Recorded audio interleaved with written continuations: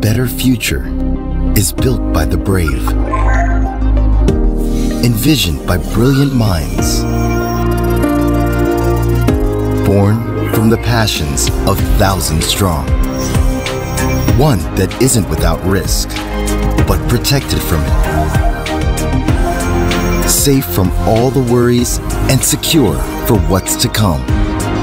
Because a better future with the greatest empires, the strongest communities, and the happiest families will always be worth having. That's why the bold and the fearless understand that recreating something better takes courage and strength. So together, let's start shaping a better future today. It's truly been a rewarding 917 month-long celebration with you, our Globe customers. As September ends, I am personally thanking all of you for participating in our annual G-Day celebration. I hope we were able to delight you with more surprises, not for you alone, but also for your loved ones and the many communities close to your hearts. We've always wanted the 917 celebration to be rewarding, meaningful, and uplifting. We want it to be inclusive, particularly at a time when our country needs as much hope and positivity and love as we can bring. For many years, it has given us a great sense of happiness and pride that Globe has been a part of your life stories. We've celebrated milestones together, made deep connections with communities that matter to us. We've truly been creating and will continue to create wonderful moments that will enrich our experiences together.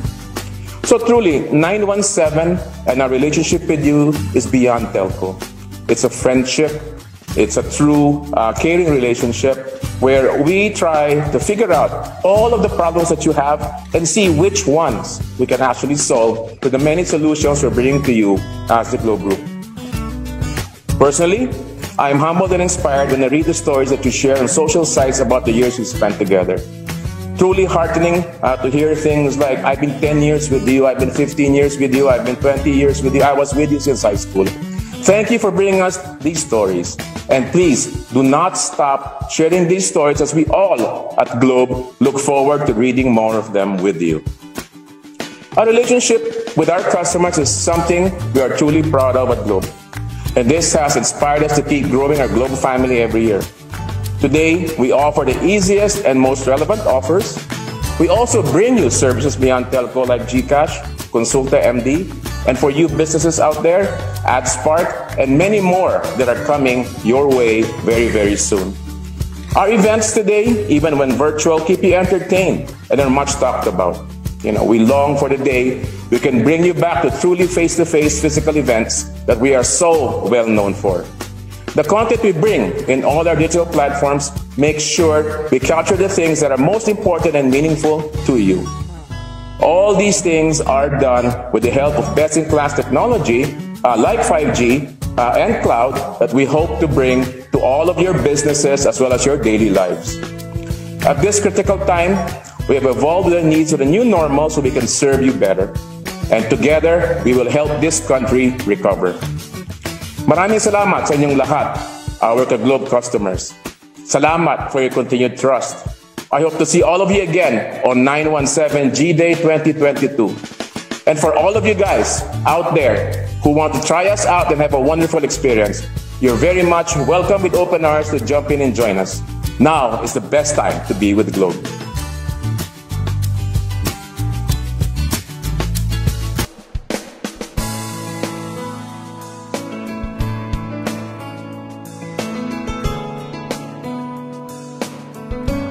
Globe's Rise is an exclusive event of Globe Business that aims to support enterprises across all regions to gain new perspectives, provide strategies, and share latest insights for various industries.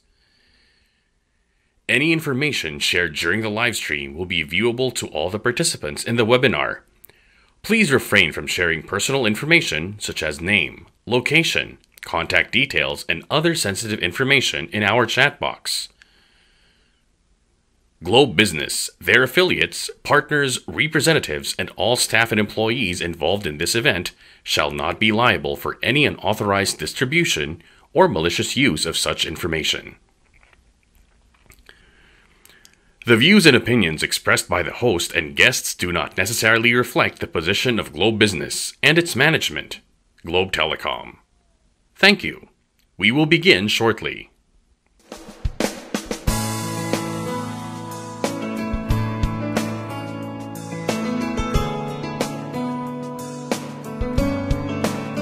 A better future is built by the brave, envisioned by brilliant minds, born from the passions of thousands strong. One that isn't without risk, but protected from it. Safe from all the worries and secure for what's to come. Because a better future with the greatest empires, the strongest communities, and the happiest families will always be worth having. That's why the bold and the fearless understand that recreating something better takes courage and strength. So together, let's start shaping a better future today. It's truly been a rewarding 917 month-long celebration with you, our Globe customers. As September ends, I am personally thanking all of you for participating in our annual G-Day celebration. I hope we were able to delight you with more surprises, not for you alone, but also for your loved ones and the many communities close to your hearts. We've always wanted the 917 celebration to be rewarding, meaningful, and uplifting. We want it to be inclusive, particularly at a time when our country needs as much hope and positivity and love as we can bring. For many years, it has given us a great sense of happiness and pride that Globe has been a part of your life stories. We've celebrated milestones together, made deep connections with communities that matter to us. We've truly been creating and will continue to create wonderful moments that will enrich our experiences together. So truly, 917 and our relationship with you is beyond telco. It's a friendship.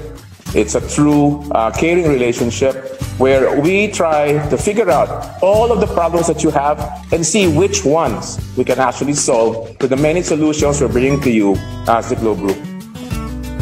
Personally, I am humbled and inspired when I read the stories that you share on social sites about the years we spent together. Truly heartening to hear things like, I've been 10 years with you, I've been 15 years with you, I've been 20 years with you, I was with you since high school. Thank you for bringing us these stories. And please do not stop sharing these stories as we all at Globe look forward to reading more of them with you. Our relationship with our customers is something we are truly proud of at Globe. And this has inspired us to keep growing our Globe family every year. Today, we offer the easiest and most relevant offers. We also bring you services beyond telco like GCash, Consulta MD, and for you businesses out there, AdSpark, and many more that are coming your way very, very soon. Our events today, even when virtual, keep you entertained and are much talked about. We long for the day we can bring you back to truly face-to-face physical events that we are so well known for. The content we bring in all our digital platforms makes sure we capture the things that are most important and meaningful to you. All these things are done with the help of best-in-class technology like 5G and cloud that we hope to bring to all of your businesses as well as your daily lives. At this critical time, we have evolved the needs of the new normal so we can serve you better. And together, we will help this country recover. Maraming salamat sa inyong lahat, our Globe customers. Salamat for your continued trust. I hope to see all of you again on 917 G-Day 2022. And for all of you guys out there who want to try us out and have a wonderful experience, you're very much welcome with open arms to jump in and join us. Now is the best time to be with Globe.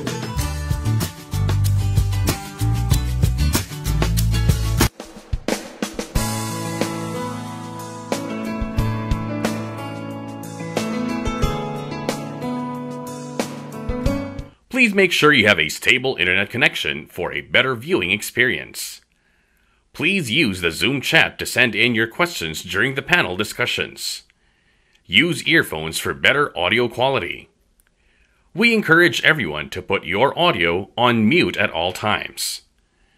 In case you lose connection, Please re-enter the meeting room so you won't miss important talks from all our distinguished speakers. For those who haven't registered yet, please visit the link or scan the QR code on screen so you can be pre-assigned to your respective breakout sessions.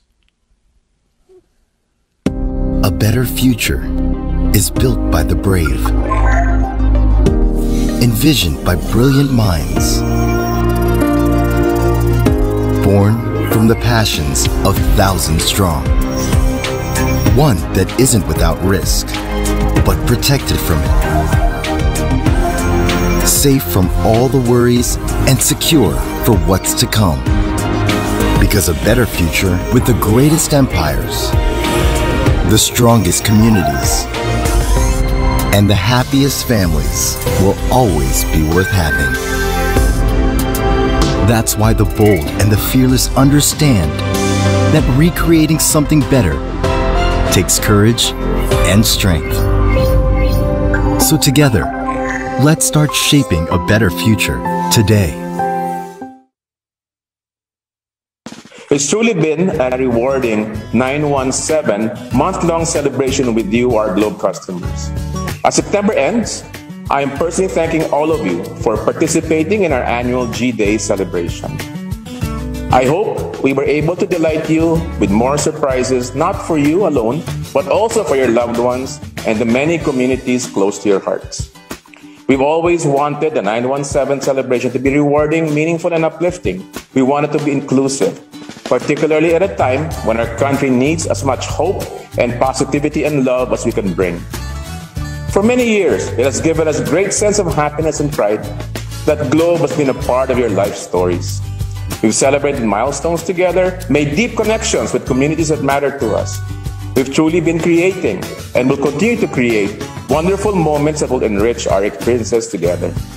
So truly, 917 and our relationship with you is beyond telco. It's a friendship.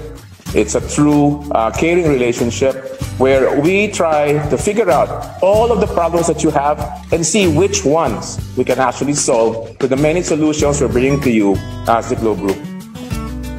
Personally, I am humbled and inspired when I read the stories that you share on social sites about the years we spent together. Truly heartening to hear things like, I've been 10 years with you, I've been 15 years with you, I've been 20 years with you, I was with you since high school. Thank you for bringing us these stories. And please do not stop sharing these stories as we all at Globe look forward to reading more of them with you. Our relationship with our customers is something we are truly proud of at Globe. And this has inspired us to keep growing our Globe family every year. Today, we offer the easiest and most relevant offers. We also bring you services beyond telco like GCash, Consulta MD, and for you businesses out there, AdSpark, and many more that are coming your way very, very soon. Our events today, even when virtual, keep you entertained and are much talked about. We long for the day we can bring you back to truly face-to-face physical events that we are so well known for. The content we bring in all our digital platforms makes sure we capture the things that are most important and meaningful to you. All these things are done with the help of best-in-class technology like 5G and cloud that we hope to bring to all of your businesses as well as your daily lives. At this critical time, we have evolved the needs of the new normal so we can serve you better. And together, we will help this country recover. Maraming salamat sa inyong lahat, our Globe customers. Salamat for your continued trust. I hope to see all of you again on 917 G-Day 2022. And for all of you guys out there who want to try us out and have a wonderful experience, you're very much welcome with open arms to jump in and join us. Now is the best time to be with Globe.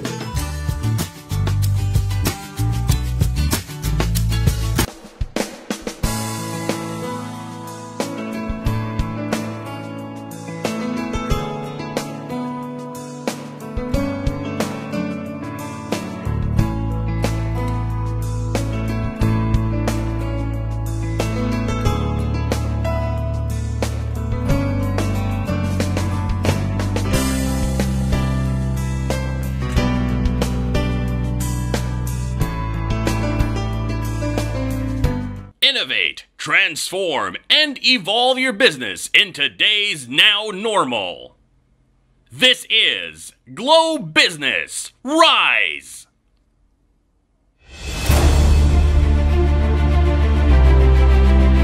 They say the only constant thing in this world is change. And right now, it's all the world ever sees.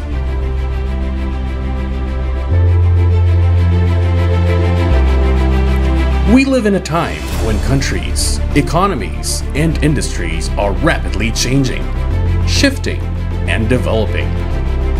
And as this happens, customer demands change too, expecting nothing less than the best in the products that they use. These have prompted manufacturers and retailers to shift the way they do business and explore new and radical ways to create more value in their goods and push for more efficient products. We understand this reality, and we want to be with you in your journey, which is why we provide you with tools to successfully navigate the evolving landscape of manufacturing and retail industries. With more digitized processes, optimized operations, and an empowered workforce. Elements that are essential to ensure your business continuity.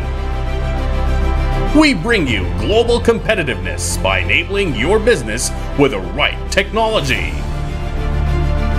Let us innovate together and emerge from this better and stronger, committed to forging new paths to better businesses in manufacturing and retail.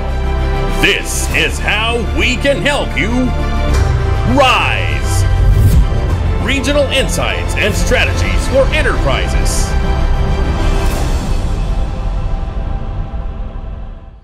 Introducing your host for today's affair, please welcome Ria Tanwatco Trillo.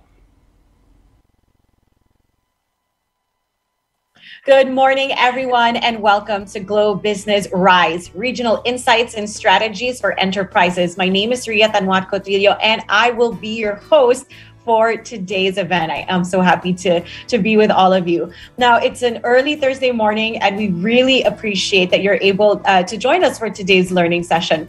But before anything, I would like to get to know a little more about you guys, my audience, for this morning. So I'd like to ask, what is your purpose in joining us today? I'm sure, one of the reasons why you're here is because you're all interested to hear from our distinguished speakers. But apart from that, we'd like to know what are other possible reasons for your participation in today's event. Are you here because you want to A, learn the latest trends and insights in the supply chain industry? Maybe it's B, you want to pick up all the important information from the talks. Or it could be C, you're more into networking and you want to make new connections.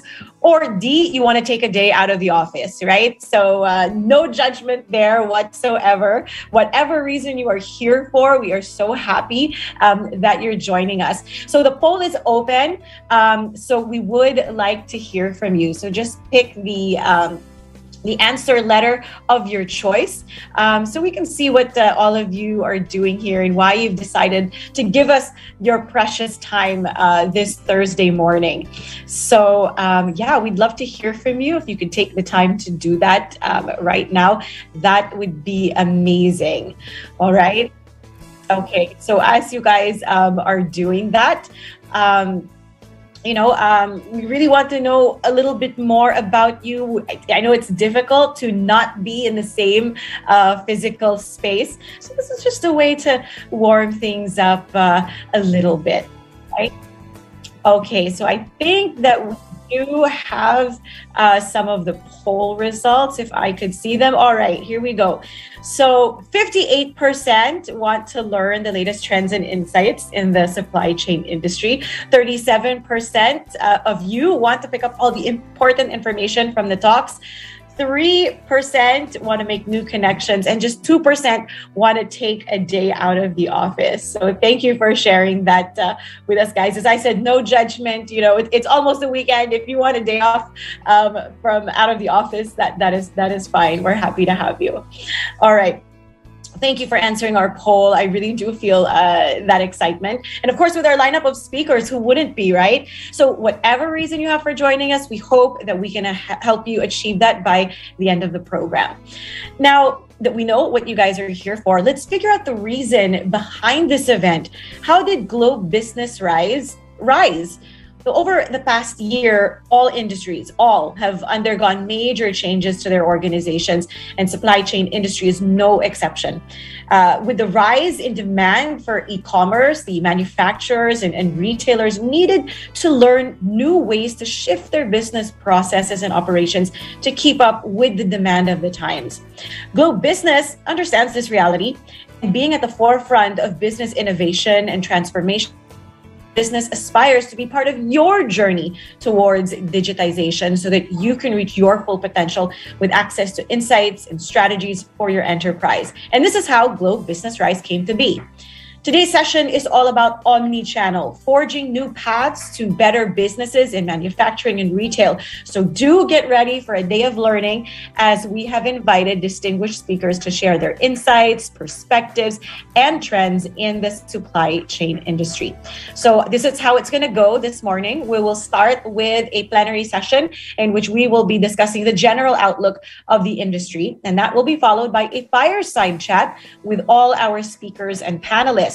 And then there will also be breakout sessions headed by our enablers, who will share in-depth discussions of the different digital solutions that you can apply to help optimize your manufacturing and retail operations. So I hope that sounds good to you. It definitely sounds good to me.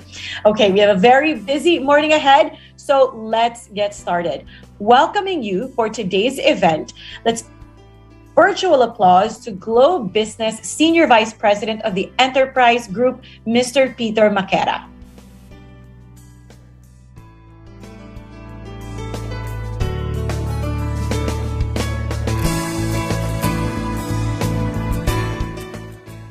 Thank you, Ria. Hello, everyone. Thank you for being with us here today. Aren't we all tired of this pandemic? Oh my gosh, I certainly am. One realization I've had during this time is how truly interconnected we all are. The world seems so small. A health crisis from an obscure city that most people have never even heard of has spread so quickly across the whole world, and it's persisted for over 18 months.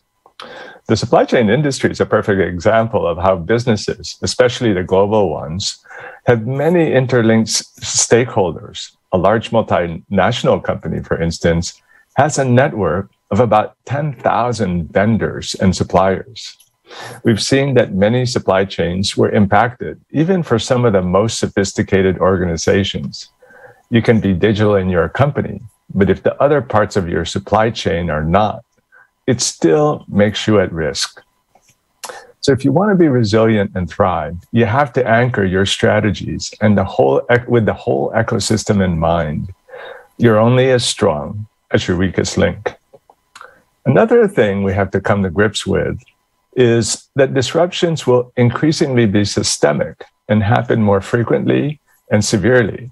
According to a McKinsey study, companies can now expect supply chain disruptions lasting a month or longer to occur every 3.7 years, and the most severe events to take a major financial toll. We therefore want to be more prepared the next time this happens again, hence the need to activate a more resilient supply chain without sacrificing efficiencies. Lastly, and most importantly, let's never lose sight of our customers. The rapid digital adoption that happened in the last 18 months has been a game changer. E-commerce grew 55% in 2020. And clearly, the digital maturity of a company spelled the difference between those who struggled and those who thrived. For the winners, digital omni-sales channels and cloud-enabled operating platforms were the key differentiators. These are just some thought starters Through our session today, you'll learn much more from our well-respected and esteemed industry leaders. My friend, Dr. Dan Lachica is here, president of R.I.S.E. He'll be sharing about the Philippines electronic supply chain industry amidst the pandemic. Rosemary Ong, president of the Philippine Retail Association, will give us the global e-commerce outlook. And Carlos Barrera, chief operating officer of Lazada, will share with us the digital trends in retail. Thank you, Dan, Rosemary, and Carlos for accepting our invitation to be our speakers. I highly encourage everyone to engage in the panel discussion. I hope you will find this platform as an opportunity to learn how we all can collaborate to help the supply chain sector rise above challenges and serve the evolving needs of our customers and forge new paths to build the next generation's great companies. Together we can, and we will rise above the challenges of the now normal. Thank you, and please enjoy the rest of the session. Thank you very much, Peter. Truly an insightful and inspiring open. It has been an unprecedented 18 months for the world. And as you said, adaptability and connectivity have made all the difference. And truly, Globe is the perfect partner of the supply chain industry to achieve a complete ecosystem that is sustainable, efficient, and attuned to help you ensure business continuity and security in today's digital era. I know you're all excited to meet our speakers for today's webinar, so I'm not going to keep you waiting any longer. Enterprise partners, it is now time for you to rise.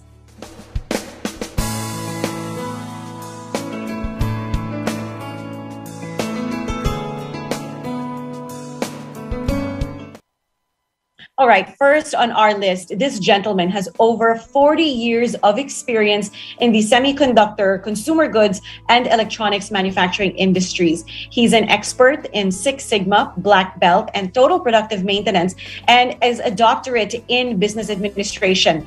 As an award-winning electrical engineer, he has been working with various international organizations such as the Six Sigma Alliance. Most recently, he served as the president and chief executive officer of a leading multinational company in Silicon Valley. And currently, he is the president of Semiconductor and Electronics Industries in the Philippines Foundation, Inc., or SAPI. That is the association representing the electronics industry, which accounted for $39.7 billion or 62% of total Philippine commodity exports in 2020 and employs over 3 million direct and indirect workers. Here to talk to you about the Philippine supply chain landscape and outlook, please welcome the president of Semiconductor and Electronics Industries in the Philippines Foundation, Inc., Dr. Dan Lachica.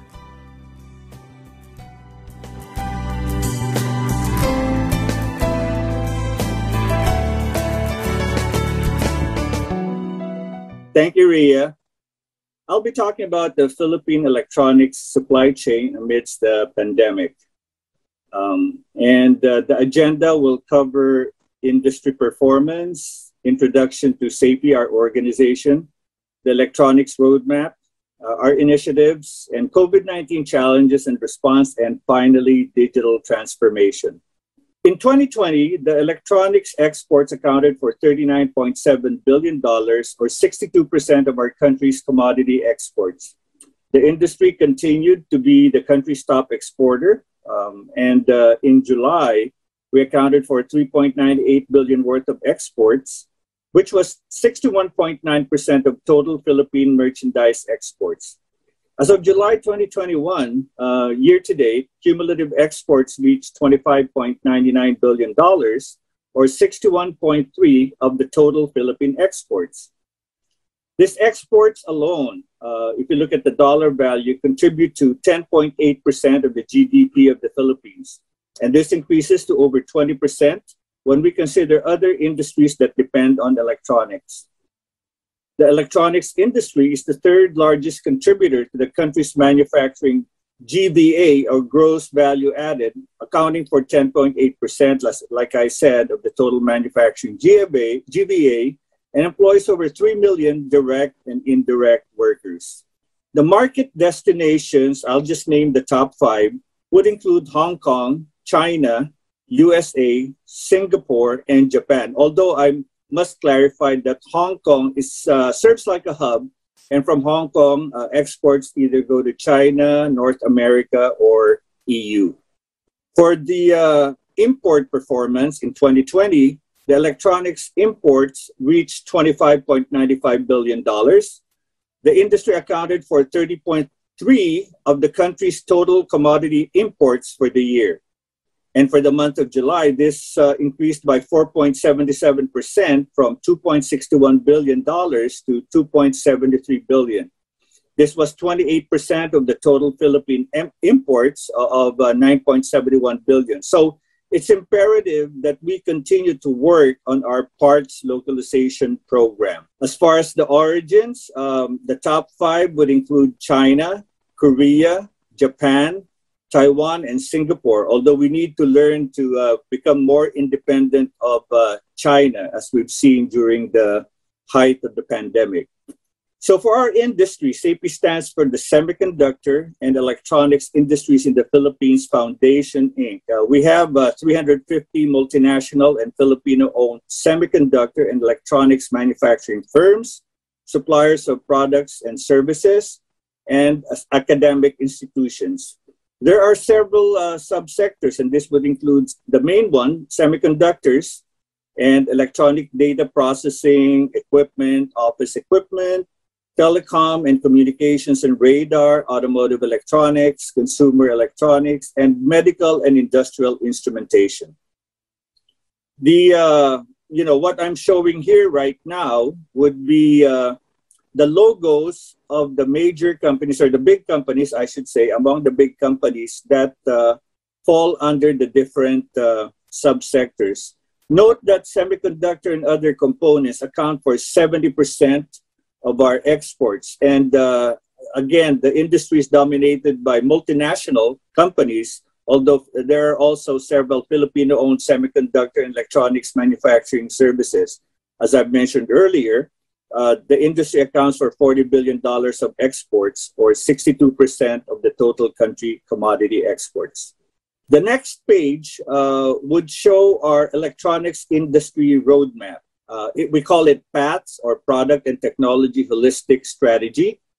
It's the overall industry strategy necessary to guide the industry players on how to move up the value chain and what specific products and technologies the industry must pursue in the growing sectors during the next 5 years to develop a niche in the global market. The picture that you see here is the formal signing or the kickoff of PATS.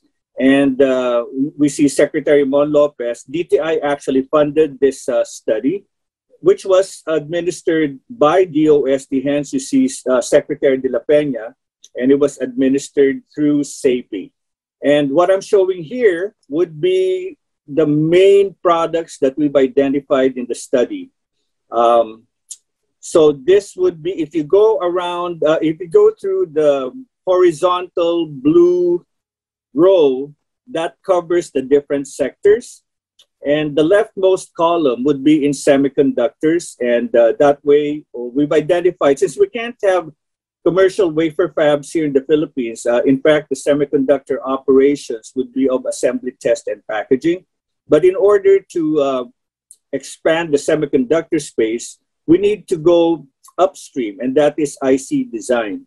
And as you look at the circled products and technologies, you will see some familiar emerging trends or emerging products like wearables, 3D printer. It's ironic that we have 3 big printer makers here in the Philippines, but nobody makes 3D printers.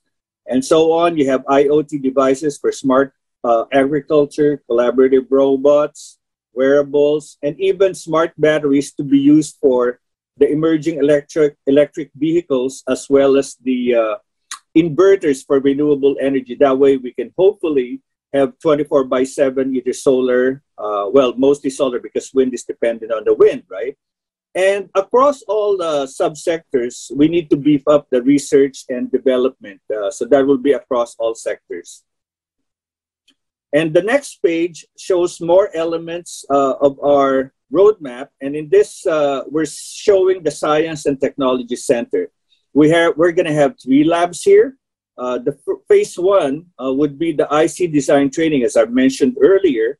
We want to move up the semiconductor value chain into IC design. And DTI actually funded another roadmap for IC design in 2015, but it didn't get much traction, and that's why SAPI took over and will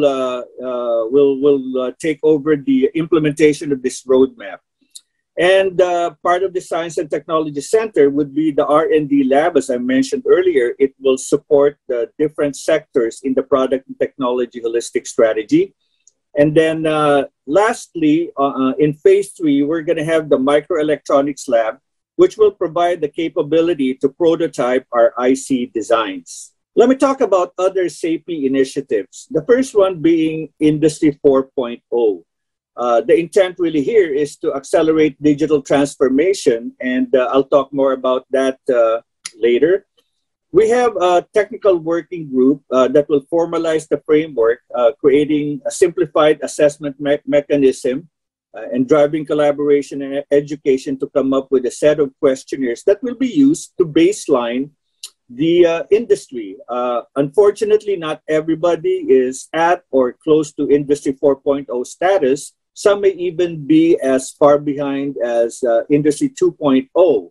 And so our intent really is to baseline and encourage the industry or the members of the industries to move up the Industry 4.0 curve to accelerate their digital transformation. We will actually have an awareness webinar, and you're invited if you want to join to learn more about Industry 4.0. That will be on October 28th. The next cluster that we formed would be for the wire harness.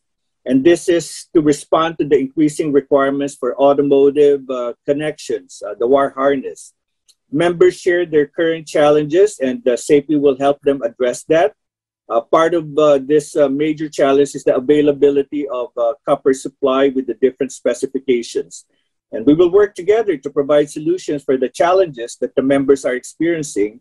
And so we're enjoining more companies to join and that in the same business, and we'll be addressing their concerns as well. We've also embarked on what we call the SSTC, as I mentioned earlier. Initially, it was going to be installed, or set up in a university campus, but discussions fell through, so we're not going to do it anymore with De La Salle Laguna because they took back the space we were intending to get. So the good news is DOST agreed in principle to host the SSTC, and this will work out better because now we have the government partner to work with. So we're preparing the FS, or feasibility study, and we're including TESDA in this initiative to get like a setup of training regulations for NC5 level certification. I've talked about the IC design initiative, and we've also formed a cluster around that. There are about 6 or 7 IC design companies. So it's not really an established sector. So what we're trying to do is get them together and identify what the issues are. By the way, in addition to the companies, we've also invited the universities, and that way we can link academe with the private sector, the companies, and we're identifying opportunities for improvement and requirements. For instance, as far as the companies are concerned, we need to know what EDA or design tools they're using so that the universities can align themselves to have their training use the same tools and prepare the talent for the requirements of the industry. Okay, and then last but not least, through the initiative of Philippine Business for Education, we have formed the Sector Skills Council. This was actually funded by the Department of Foreign Affairs of Australia. And so we're working with them for this, A Future That Works is how it's called, this initiative is called. And the intent really is to address mismatch of jobs and skills to ensure the competitiveness of the electronics industry. So we're going to develop a roadmap and a business development plan, and we're in the process of conducting KIIs, key informant interviews, that is, and also focus group discussions for data gathering. We've also engaged our international partners. And when we say international partners, this will be like electronics organizations that have the same intent, the same objectives for their respective countries as similar to SAPI. So for today, we have two partners in France, and that is the Angers French Tech and the ACSIL, or the Alliance Electronique. It is the biggest electronics association in France, based in Paris. And just like SAPI, they have companies as well as universities in their membership. We have a couple also in China, and that's the China Electronics Chamber of Commerce and Shenzhen Electronics Chamber. A couple in the United States, the Consumer Technology Association, and then SEMI. And then in Singapore, we have a couple also, Lux Photonics, as well as SIAA. And one in Singapore and one in Taiwan, I should say. And under development would be another organization in the US called IPC, and then several in Malaysia. The other thing that is not on this page is the fact that we are a member of the Asia Electronics Forum.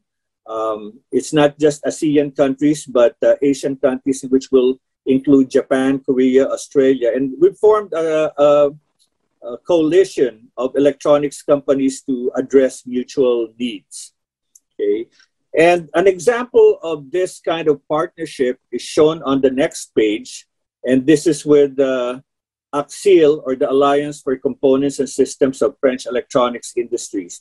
We have actually two kinds of meetings. The business to business, what we call the B2B, where we have match respective members, can be suppliers or buyers from France and the Philippines. So we will match their requirements and hopefully increase the trade between our two countries. So the meetings are held every 2 months. What you see in the picture would be the Philippine ambassador to France and representatives of ACSIL and the representative from the government of France as well. The other group meeting would be university to universities, where we match French and the Philippine counterpart universities. We are actually forming for both B2B, and we call this U2U, to come up with a template of an MOA, which we will share with other members. So the B2B meetings occur every 2 months and alternating every 2 months also, so university to university meetings. So what happens is every month we meet. 1 month for the companies, the next month for the universities, and so on. And other industry academe collaborations, SAPI facilitates linkages between the regular members and affiliate members, and activities include industry-ready graduates. Ironically, today it takes about a year or two, and you're probably experiencing that as well, before the new grads can become fully functional members of the company's community. We're updating the curricula in line with the industry's requirements and improving the R&D environment. And we're actually working with CHED to upgrade the courses, 8 engineering courses and 4 applied science subjects to accomplish this goal. Okay. And we move on to the next page as far as COVID-19. This outlines the challenges. And to name a few, we have, of course, as we all know, the community quarantine restrictions. And this has, well, actually March of last year, we will shut down completely because we were trying to learn how to cope with COVID-19. And so this lowered the operational capacity at the start and also restricted the transportation of employees. And when eventually, with the help of DTI and IATF, when we resumed operations first at 30%, then 50% and 100% of operations, the costs were exorbitant because there were also logistics disruptions, as you see in the next bullet, this delayed deliveries of materials and production stoppages. And so there were additional costs in terms of transporting workers and paying premium for the logistics. In fact, for some big companies, the transportation cost escalated to about 20 million pesos a month. And of course, for the supply chain, or to ensure that the materials get in time for the production schedule, we have to pay double, if not triple, to expedite the shipping. And this doesn't count the fact that, for example, if you have infection incidences at customs or at the ports, then the ports actually shut down until they're disinfected, and then it's again business as usual. The other problem that we encountered would be the travel restrictions for the foreign nationals. As you know, as I mentioned earlier, we're dominated by multinationals, and of course, some of them have their expats working in the Philippines to run the operations. And when we have these travel restrictions, they can't. They have to wait until the respective countries are cleared so they can come in and, of course, go through the required quarantine activities. And, of course, this kind of impacts the coordination, the management of the companies. And then we have the vaccine supply. Although the government is doing its best in getting the supply generated, the reality is we don't have enough supply. And I think it's good news that Metro Manila has reached 70% of the first shots and hopefully 50% by October. But the reality is we don't have enough. And, for the companies that are located, for our members located mostly in Calabarzon, it depends, anywhere from 20 to 40%. Some are up beyond 50%. But in general, most of the workers are not yet vaccinated in the companies. And so what we've done, what SAPI has done, was consolidate orders primarily for AstraZeneca and Moderna, so that we have the leverage of negotiating leverage, as well as coordination with the government on the EUA authorizations of the vaccines to get access, in addition to the LGU supply, of course. And what we've done, the mitigation efforts that we've done, would be obviously the regular coordination with the government. We've consolidated the vaccine orders, as I've mentioned. Air shipments, despite the logistics costs, we don't have a choice. Otherwise, we'll be shut down. That's why, as I mentioned earlier, we're exploring either parts localization or sourcing from companies other than China. And then the shuttle service reduced to 50% capacity, double the cost. And the travel ban exemption, just coordinating with DFA, PEZA, DTI, and IATF. And then strict workplace protocols. And this would include social distancing, frequent disinfection, hand washing, using QR codes and barriers between workstations. In fact, even in our shuttle buses, practices like temperature checks before you enter, QR codes on the seats, partitions between the seats, prohibition of using cell phones and talking and eating inside the bus, because they're also wearing masks and face shields. So this has proven effective, because any infections that occur in the facilities are not caused by within the facility, but more of where the workers live and where they come from. So the practices are sound, and in fact, it's been used by IATF as a model for when they're discussing procedures for other industries. And the next page, will talk about digital transformation. And the source of this really would be from one of our partner institutions, Simtech. What is digital transformation? Well, it's not just about digital, but really a transformation of the business value proposition, the process, and more importantly, the people. As you know, people resist change. And whenever you have change, you have to do change management before you can even talk about modifying the process and the operations. And of course, you're going to need the infrastructure and the technology to support that change. So we've outlined the 5 pillars of digital transformation, and that is, what is the value? Why are you going to do it? Why do you want to invest time, effort, and resources. So, but then again, to be able to sell that to the group, you're going to have leadership take charge, explain the philosophy, and implement the management system. Thereby, then you can go on to the process improvement, the people development, and eventually the digital technology development, which is involved horizontal and vertical integration of the processes. And the last page is a model we've used for, this was actually from BDO, not the bank, but Binder, Jaker, and Ott, which is an international network of public consultancies. And it basically describes the digital adoption model. And, you know, why are you going to do it, right? Well, you have the motivation. That is, you want to do the business growth, creating new value, market differentiation, and revenue in the digital economy. And to be able to do that, okay, you're going to basically do the operational reinvention by optimizing end-to-end process performance and improving efficiency. And the enabler for that will be to have the digital backbone. All digital initiatives are built centering on addressing the IT complexities, the risk, the barriers. Cybersecurity is quite important. And this is intended to meet the business and evolving market demands. And then and only then can you embrace digital adoption. So I think that's my last page. Thank you very much. Stay safe and God bless you all. Thank you very much, Dan, for sharing your insights about the Philippine electronic supply chain landscape and outlook, and for highlighting how the industry can move up the value chain, for showing us where the potential for growth is, and also how we can collaborate with other countries.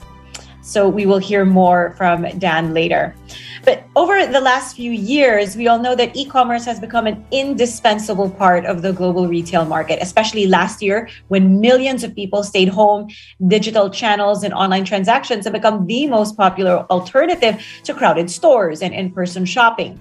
And with this current demand in the market, how do online usage, purchasing habits, and the overall future of e-commerce and the global retail industry look like in the near future? This will be answered by our next speaker, who will talk to us about the global e-commerce outlook. She is a noteworthy and experienced leader with expertise in the areas of marketing, administration, and operations. As the SEVP, Chief Operating Officer of Wilcon Depot, she creates aggressive strategies that deliver consistent business growth. One of her many achievements was winning the International Women's Entrepreneurial Challenge Award in 2018 for her strong and successful entrepreneurial business path despite the male-dominated retail construction industry. Currently serving as the president of the Philippine Retailers Association and a regular columnist of the Philippine Star, everyone, please welcome Ms. Rosemary Ong.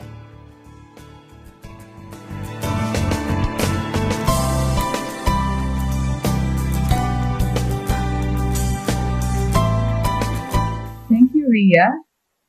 Good morning, everyone. Thank you to Globe Business for inviting me today to share with you the latest trends and updates on retail and e-commerce. But before I start, let me give you a brief background on what our association is, the Philippine Retailers Association. The PRA is recognized as a national organization of retailers. We represent nearly 80% of the retail industry, which counts all major players like SM, Robinsons, Ayala Malls, Araneta Center, Bench, Mercury Drug, Pen Shop, and of course Wilcon Depot and more.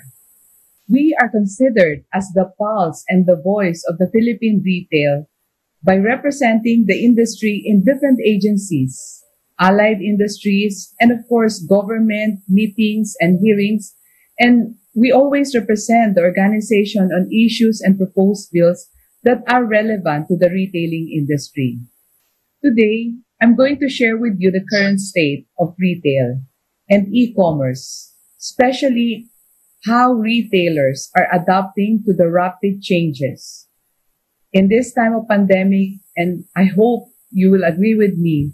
Everybody, has been influenced by fear, especially at this time. I hope to give you the necessary and relevant information with regards to our topic today. Now, let's move to the retail sector. The retail industry is one of the main economic drivers of the country. It is one of the biggest sector that contributes to the Philippine GDP and provides a large portion of employment to the Filipino people. Based from the Philippine Statistics Authority or PSA, services where retail sector remains to have the highest share to GDP with 60.2% as of current data in the second quarter of this year. Moreover, the services sector continued to account for the largest share to employment with 57.9% of the total employed persons as of July 2021. As we know, the Philippines is a consumer-driven economy, and the retail industry plays an important role in driving the economy. Thus, employment, remittances, and positive consumer outlook are important factors that drive the retailing industry and the whole economy forward. COVID-19 has affected all of us in an unimaginable way. The business sector, particularly the retail industry, had to withstand all the challenges brought about by the government lockdowns. Remember, for 2 months last year, we were on a standstill. There was no consumption. People cannot go out. There's no mobility. So people do not spend much. There's less spending. And because of this, it really affected retail. And some of the key challenges of the pandemic to the retail industry are, aside from what I've mentioned, the movement on people and business, and of course, the rapid changes in the consumer behavior. Everybody now is influenced by fear. The fear of the COVID and the fear of losing their jobs. And of course, it resulted to the decrease in consumers' spending compared to pre-COVID levels. There were limited human interactions. And in order for us to stop the spread of the virus, we were locked down. We were restricted to move, And because of this, retail stores had to halt operations. Some have to close or shift to online to continue their business. Hence, operating brick and mortar stores was really very, very challenging. The pandemic significantly influenced and changed consumer behavior. There's now what you call the pandemic-driven consumer behavior brought about by, of course, the health and economic crisis. There's an increase now in demand for healthy and hygienic products. There's previously, pre-COVID, there's no distinction between what is essential and what is not essential. Food and necessities are now the priority for most Filipinos. There is now the rising preference for contactless services and options for digital wallet or digital payment, which, really changed the way we do business. We did not imagine that everything can be seamless, everything can be frictionless and contactless. Prior to COVID, no one was paying so much attention to this, no? So moreover, the reports state also that due to the economic crisis, most of the consumer reported a reduction in income and savings. As I've mentioned, fear has been the greatest influence in changing the behavior of people.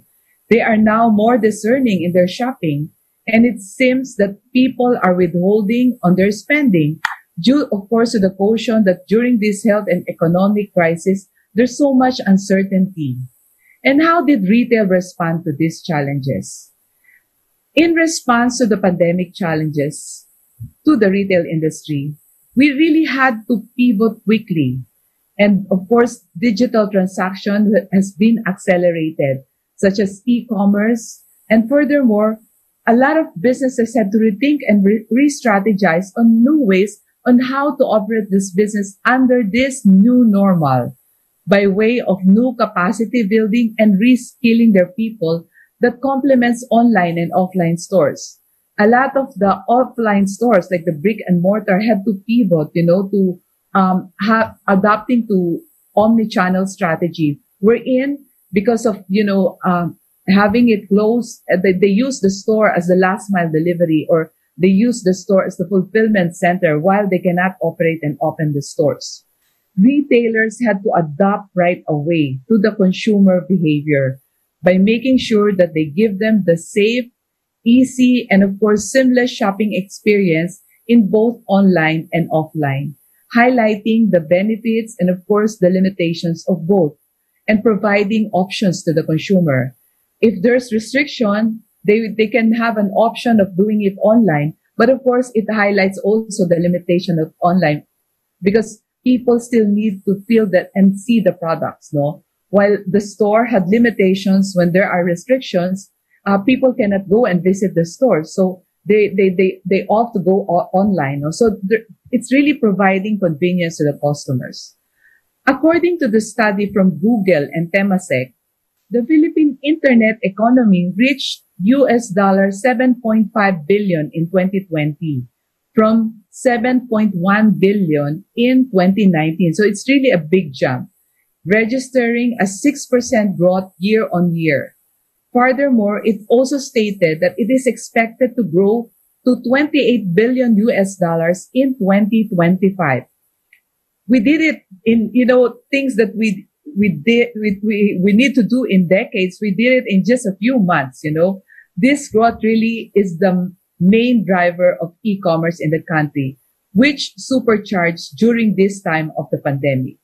And in view of this, the e-commerce growth has translated to a significant contribution to the digital transaction of the economy. And according to DTI, e-commerce contribution to Philippine economy is seen to rise to 1.2 trillion pesos by 2022 from 599 billion last 2020. And as of January 2021, there had been 93,318 online business registrations in the DTI. And because of this fast-paced growth of e-commerce in the country, the DTI launched its e-commerce roadmap for 2022, which focuses on educating online retailers on the values of speed, security, and structure, which altogether would lead to generating more sales and more growth for the economy. The disruption brought about by the pandemic has taught us retailers that we should always future-proof our businesses, be sustainable. We need to invest on technologies and services that will benefit our organization in the long run, making it more flexible to any shock, such as, what's happening now, and to be resilient to unforeseen disruptions. Nobody really expected this COVID-19 will happen in our lifetime, And through the years, we know that technology has always been the partner of retail towards progress and innovation. I remember pre-COVID, we were doing a lot of seminars, we're doing a lot of, learning sessions for our members, and we were already talking about the fourth industrial revolution, how technology will aid and, will help our business grow. So it will really help businesses to optimize results, no? It will give the businesses the efficiency and operations, and of course, how important data gathering to better understand your customers, your consumers, and of course, to better understand your business, no? And during this pandemic, actually, technology has been the primary tool to adapt and survive our businesses. We were able to continue our businesses. Most of the corporate offices, even if they're distant apart, they were able to meet and, plan for their business, how they can pivot, through, of course, what we're doing now. We're doing it virtually. So through technology and the internet, which is very important now, we need the strong connection. We need that strong internet connection. And we are still able to continue everything. You continue our business operations, albeit working, remotely from home. We are able to communicate not only within our organizations, but within different channels, at a faster rate, whether it is email, online messaging platforms, as well as I mentioned, no, holding this meeting via Zoom, via Google Meet, via WebEx, and many other channels. And most importantly, as retailers, we were able to continue to sell our products, no? To provide the services and the products, whether it's online or offline, whether, it's omnichannel. So we were able to tap all the different channels because of technology. And pivoting to e-commerce is necessary for us retailers now. We need to stay afloat. We need to survive and thrive during these very unprecedented times when, of course, as I mentioned, movement is limited and there are intermittent lockdowns from time to time. And hopefully this will be the last lockdown that we experience. And, so many challenges that we're facing. And we all know that digital transaction provides that safe, easy, seamless, and of course, contactless alternative for consumers to buy items online without the hassle of going out of their homes. It is really very important to note that digital transformation in retail was already happening pre-COVID time, but it was a challenge for some businesses, particularly the MSMEs who are just starting to invest on these technologies and innovations. That's why in this time and age, we need a lot of enablers to help these MSMEs adapt to the new challenges that we're facing. And now more than ever, it's important for us retailers to strengthen our digital payment system as well. The digital payment gateways and the online platforms or e-commerce that would be easy for consumers to navigate. Moreover, we need to strengthen omnichannel that will make retail businesses sustainable as it complements and benefit both offline and online. What is the store of the future now? According to a study by PwC, the store of the future will be omnichannel and experience rich that fuses the physical and digital world.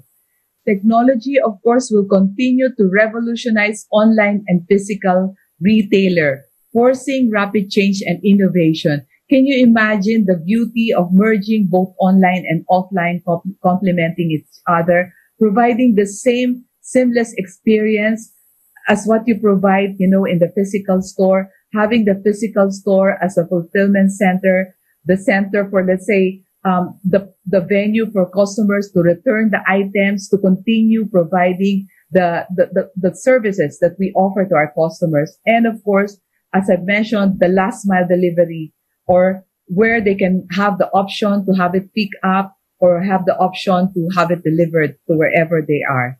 And despite the exponential growth of e-commerce, traditional retail and brick-mortar store, based on the study, will still remain and will not completely disappear. Shoppers, especially as Filipinos, we still prefer to shop personally, to see firsthand the items that we want to buy. Like, we want to have that sense of touch and feel. We experience that in our stores, Even if we have the online platform, our customers still, want to engage with our live agents. It's a good thing that we have this feature in our online platform, wherein the live agent, just like in the physical store, would provide guidance, will help them, make the decision, provide, even if it's, it's found, all the articles are found in the online page or in the home page, they still want to communicate. They still want to interact with an agent, although virtually, but it's like, talking in person to whoever is assisting you, So that's the beauty of omnichannel strategy. Retailers can provide customers that frictionless experience, providing both experience in online and offline. And of course, as I've mentioned, highlighting the benefits and limitations of both. So in conclusion, what would be the outlook for retail this 2021 and after 2022 and moving forward to 2022? The pandemic has tested the retail sector's ability to survive in the long run amidst these unprecedented challenges. It indeed changed the retail landscape. As we are experiencing it today, technology and connectivity are the integral part of retail, and it will continue to be. Retail is a very dynamic industry that continues to evolve and keep up with the latest trends in the market, as well as the latest innovations in technology. And I'm sure many companies here, they're always in the lookout for new technology. They're always in the lookout of new ways to provide the seamless experience or to provide whatever expectations that their customer needs, no, with the help, of course, of technology and connectivity. And as we take the road to recovery, we will most likely carry out these new retail experiences. E-commerce, contactless and digital transactions, and overall, of course, the health and of course the healthy lifestyle preferences for most of the consumer market, no? So, in conclusion, we, the Filipino retailers, have exhibited through the years that we are resilient, we are receptive to innovation, and adaptive to the retail changes. Hence, we have no doubt that these challenges shall pass and that we can overcome them for as long as we all work together, of course, with Globe always there to support retail, and of course, retailers, always in the lookout of new things, no? And always ready to face any challenge. With this, I'd like to thank all of you for having me again, and a pleasant good morning to all of you. Thank you very much, Rosemary, for graciously sharing your expertise with us. You're absolutely right. Technology is the partner of retail, and it's good to know that the in-person shopping experience and the mall culture is not going to disappear completely. Now, we've heard from two brilliant leaders in the industry. Now, let's learn more about digital trends in retail in the eyes of our next speaker, who is part of Southeast Asia's biggest e-commerce platform. Born in Madrid, Spain, Carlos graduated with a double degree in business administration and finance from University Carlos III de Madrid. He was previously in the consulting industry for 5 years in Europe and South America, covering strategy, mergers, and acquisition projects. Carlos came on board Lazada in 2014, where he started in the Malaysia office before taking on his current role with Lazada Philippines. As Chief Operating Officer, he is in charge of overall platform traffic, category management, seller acquisition, and engagement. Everyone, please welcome the Chief Operating Officer at Lazada Philippines, Barrera.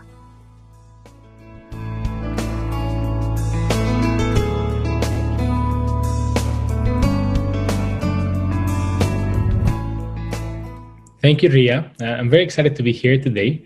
And I wanted to share a bit more about Lazada and the evolution of e-commerce and retail. So we'll be spending some time today going through some of the biggest changes we've been experiencing and sharing with you the trends and the next steps that we're seeing, both how the market is shaping and the way we expect e-commerce in the Philippines to evolve. So let me start by sharing a bit more about the way COVID-19 has changed how Filipinos shop. First, I want to start by sharing how everyone is online today. We know that 73% of the population are shopping online. Doesn't mean they're very loyal, doesn't mean they shop majority of their items online, but they're definitely shopping online and they're already used to this experience, right? And throughout the pandemic, we've seen a tremendous growth in terms of number of new online shoppers. There has been a dramatic change in terms of the number of first-time buyers, people trying e-commerce, whether it was because they didn't have a lot of alternatives or to stay safe at home, or because they just wanted to get entertained and try something new. So we've been adding new online shoppers at a pace of more than 1.5 million per month during this extended lockdown and the entire COVID pandemic that has been lasting over 18 months. We've seen that this is actually not slowing down. So we're really excited to see how everyone is using e-commerce as an additional channel, and more, a lot of them are using e-commerce as their main channel. Now, how has COVID accelerated e-commerce? Not just the number of buyers, but what are the other drivers, and what are the different behaviors that we have been seeing? So first, I'll state the obvious. Due to COVID-19, e-commerce has accelerated, and our daily sales are more than 2.5 times bigger than pre-COVID. This is partially driven by very aggressive campaigns. All e-commerce platforms, and particularly Lazada, have been driving double-date campaigns every month, so 6/6, 7/7, 8/8, to give additional incentives and rewards to customers to buy online. It's been very pronounced how, first, prices have been very competitive throughout the entire pandemic, but also the share of promotions and the customer rewards has increased dramatically. So we've also supported this through free shipping vouchers, additional campaigns and promotions, new mechanisms like cashback or Lazada bonus, because we really wanted to drive sales and also to give Filipinos the certainty that they were getting the best possible price and promotion. So, of course, this generated 2 times more buyers versus pre-COVID. As we were mentioning, there are more buyers, but they're also buying more. That's why there are slightly less buyers than the growth of buyers was slightly lower than the growth of sales. And the payments landscape has completely changed, right? Here we've been partnering very closely with Roger Globe, with GCash, and we see how the switch in online payments is a reality. We've seen online payments growing more than 3x versus pre-COVID, and this is not slowing down at all. There are certain use cases that are today pretty much online only: bills payment, wallet top-up, buying telco load. But we're also seeing that even the traditional categories, even some high price point categories that will have previously been bought mostly through cash because people were scared about trying the item or scared about working capital, tying their money and making a big investment, they have actually switched to electronic transactions today. So we're pretty excited to see how customers are buying phones, they're buying home appliances, and they're paying with a wallet. That shows how much they trust e-commerce and how much they trust their payment experience, right? And they're also enjoying some rebates and some better discounts. So this is extremely good, and we think it's only the beginning, and the trend will continue to accelerate. It's not going to die down. This literally sets a new baseline that will continue growing over time. Now, how did we respond to these changing consumer needs? We didn't just let the market evolve and witness it. We also wanted to be part of that change, and we wanted to shape the industry, right? We always say that at Lazada, we are in the business of building businesses. So we are not just riding the industry trends, but we also want to shape this, and we want to experience new ways of selling and create new types of services, right? So first, we've been extremely focused on driving market relevance. It's been critical for us to own e-commerce, to share with customers that anything they wanted, they could find on Lazada. That's why we started our NASA Lazada Jan. And especially aggressive branding and partnership executions to be top of mind and to show Filipinos that they could find anything they wanted, anytime they wanted it, and that we were already a household brand that partnered with different institutions. That's where we've been very working closely with Globe, with GCash, with all the different entities. But this here is also where we have been creating new themes. NASA Lazada Jan is actually the beginning of our relevance campaign, but we're going to be evolving this not just into relevance, but into the next pillar, which is fun. We want to own shoppertainment. We've been providing enriching and entertaining experiences because we noticed that there was a switch in consumer mindset from a very transactional, purchase-driven. People used to come to e-commerce to get a good deal. We moved on to more leisure type of activity, more entertainment, almost entertainment-like type of behavior. Customers want entertaining experiences, they want enriching content, and they are spending more and more time on our site, watching our live streams, checking out items, following the brands, clicking on their store feed.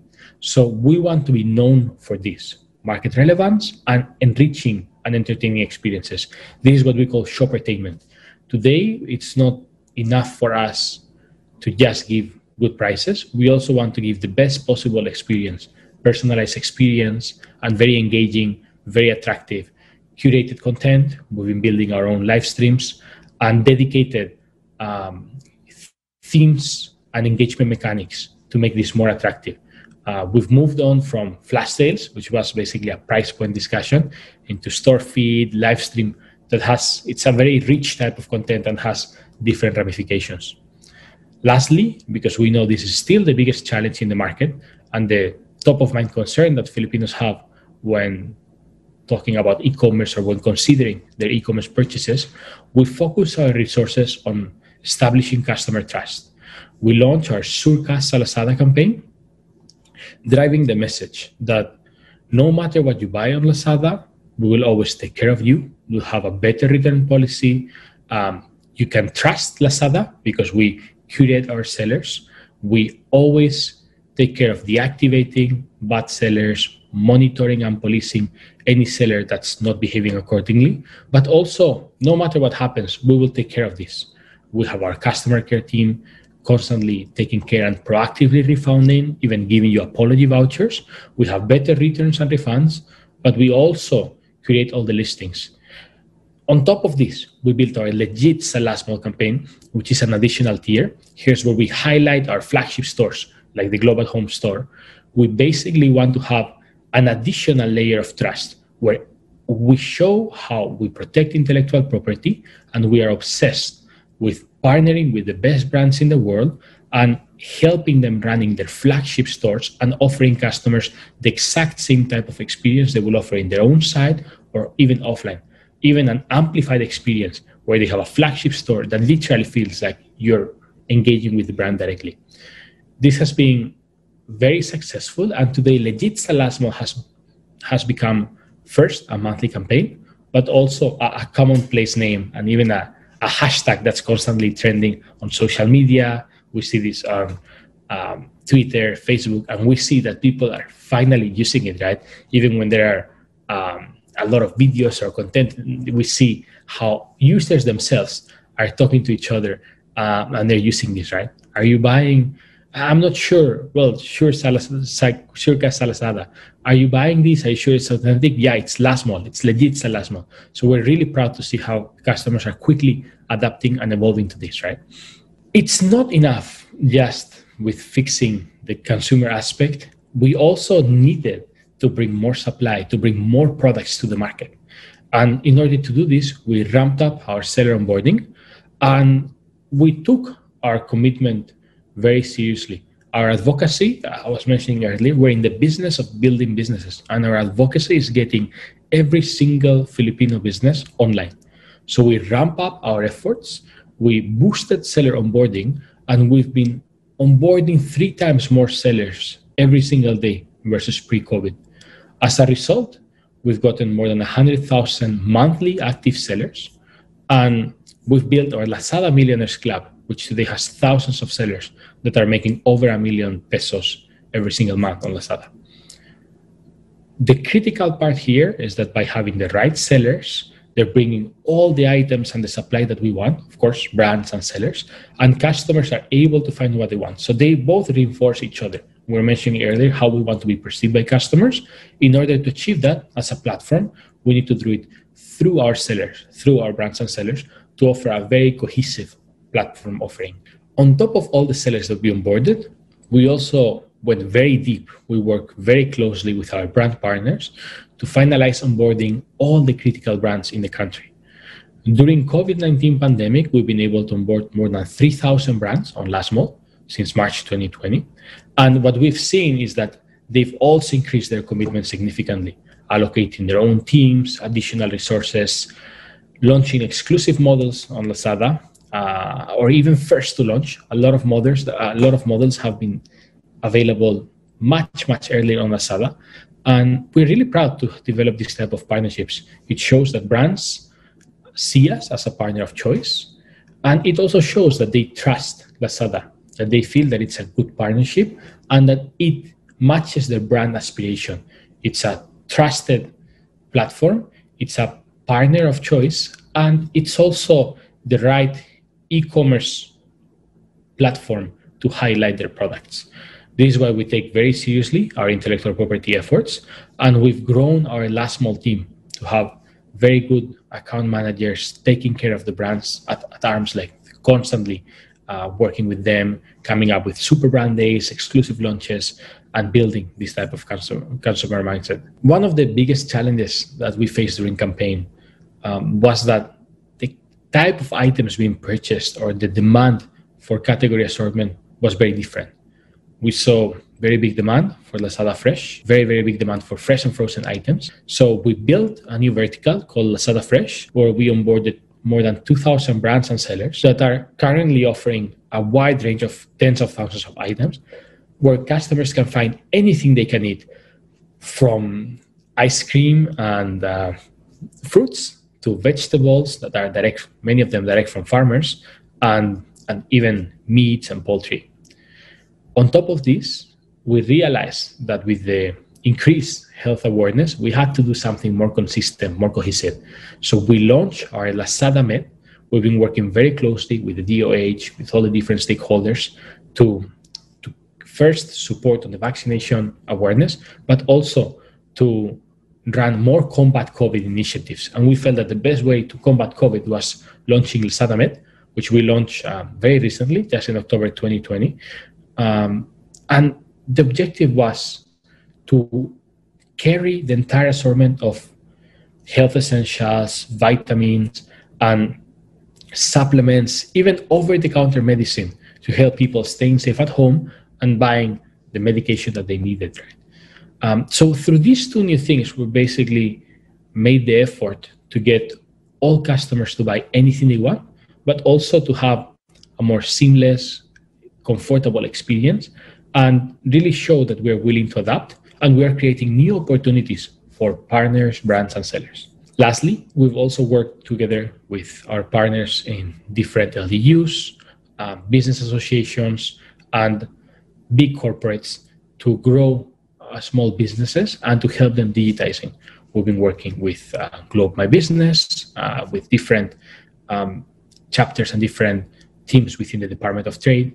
We've been collaborating with the Go Local Foundation, with the Go Local Initiative, working with shopping malls like Green Hills and different LDUs all over the country. Driving market relevance was all about Nasa Lazada Yan, like I mentioned earlier. It's become a household hashtag, and the message is clear.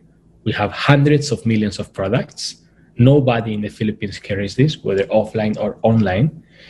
Come to Lazada, browse those unique things, and join our Nasa Lazada Yan campaign and see things that you never even considered, never even thought could be purchased online, right? To run this, we've had several campaigns. We've had media ads throughout the year, and we've seen our main endorsers also amplifying this concept here with Catherine Bernardo and all the ads that we ran together. Cute siguro ng pink lipstick. Nasa Lazada yan! I want to buy shoes. Nasa Lazada yan! Mangoes. Nasa Lazada yan! Power banks. Bags. Nasa Lazada yan! Free shipping. Flash sales. Nasa Lazada yan! Ecor. Nasa Lazada yan! Nasa Lazada yan! Hey! So, how do we educate buyers and how do we train them that they can find whatever they want? We feel that there are two critical parts: search and personalization.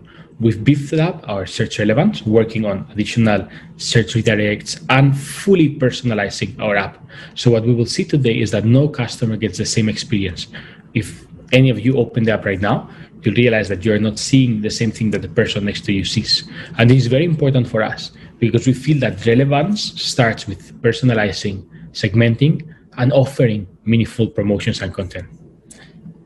At the same time, in order to do this, we've worked on unique recommendations and optimized our searches. So we allow customers to utilize the image scan to scan any items that they have seen. And there's also a search optimization that recognizes the type of historical sales and will give you different type of items depending on your historical purchases and gender, age, lookalike audiences, right? Now, let me share a bit more about what we did to drive market relevance with our sellers. First, we've been helping all our sellers to offer free shipping promotions. During this year, we built our biggest promotion offering ever, like I was mentioning earlier, and we've seen more than 30,000 sellers offering free shipping every single day in their stores. This has, of course, helped a lot of these sellers growing their sales, but above everything, it's built a different top-of-mind awareness and a different type of promotional understanding. Today, 90% of our customers associate Lazada with free shipping and amazing promotions. So this is exactly the type of mechanism that helps driving the right seller behavior, rewarding our sellers, but also engaging with customers and building a better platform. At the same time, we've been running double-date campaigns. I was mentioning earlier, 3, 3, 4, 4, 5, 5s, but we do it with a spin. We want to use these campaigns as a way to highlight the best items possible, to create different themes. So we have 3-3 free shipping sale, 5-5 big brand sale, 8-8 love local. So we try to highlight different type of items and show customers that there's always something new and something different happening. Next topic is about enriching and entertaining experiences. To strengthen our platform and to really help customers spending more time and engaging, enjoying the experience of visiting Lazada, we've done a few things. First, we dramatically increased the number of sessions and the quality of these sessions. Today, we have hundreds of live stream sessions happening every single day. We've grown by more than 17 times before pandemic. So we get all types of sellers and presenters to use Lazada as an app to live stream and to create new content. We've also seen that this has resonated with customers, and today there are 16 times more customers visiting this live stream channel. There are hundreds of thousands of customers that come back to Lazada every single day, and they spend 30, 40, 50 minutes checking out the latest live stream, understanding their content, engaging with their favorite presenters. Overall, what this meant is that the average viewership per session increased by more than 75%. So we have both a lot more customers, they're spending more time, and they also view more sessions and spend more time per session. Right? Our goal for this is to utilize live stream as a way to drive consumer engagement. We've created our own shows, intellectual property. One of the biggest ones is our super show, Last Live Birthday Super Party. We have a super show during every mega campaign. So we had one during birthday, where we had more than 1.3 million views. We had one during 6/6, one during 9/9. So every time there's a big campaign, we have a super party where we get some international worldwide artists. We got Dua Lipa, Katy Perry, and we try to celebrate together with our customers and to give them something very unique that they can experience. We also empower brands to connect with customers live, real time, to quickly build a following and to engage with their customers. We have product unboxings, product demos. They're using their own influencers to highlight new products and new verticals. And of course, we've been running different offline to online activations, like our Lazada Millionaire, where we are awarding someone ₱1 million. And we do this both within our app, but also partnering with different TV shows. We've also built some relevant partnerships. We partner with Miss Universe to set up a store feed voting channel. We've been able to cast votes on Last Live, and we've had several competitions that were live streamed exclusively on the Lazada app. And lastly, to talk about trust, we launched our Surka sa Lazada campaign, where we heroed the message of legit sa last mall, easy refunds, safe payments, and ratings and reviews. We feel that what's critical for customers is to have full transparency, to know what they're buying, how they're buying it, but also to have peace of mind, to know that no matter what they buy or what happens, refunds are easy, and Lazada has very safe payments, so they will be able to automatically get, whether it's a voucher, a refund, or actually they will be able to return their item quickly. Moving on to trust, safe and secure payments. We've been working on Lazada Wallet. We've been building our partnerships with different wallets, particularly with Gcash. We are integrated today, and you can quickly go from Gcash to Lazada, both as an e-commerce channel, but also as a way to top up your wallet and constantly buy from Lazada with no friction. It's automatic, and you will literally get your items in 1 second. And lastly, we launched our own branded Union Bank and Lazada debit card. We've also built better customer service, robust and very reliable.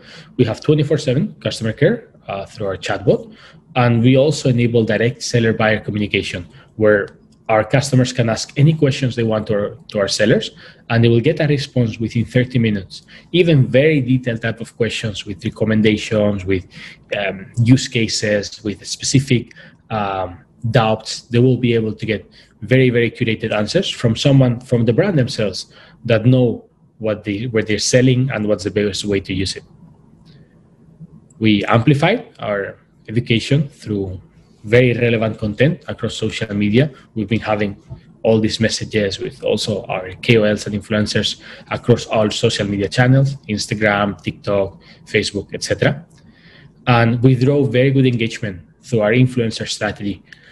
So lastly, I feel that the key message is Lazada did not only utilize our capabilities to improve the customer experience.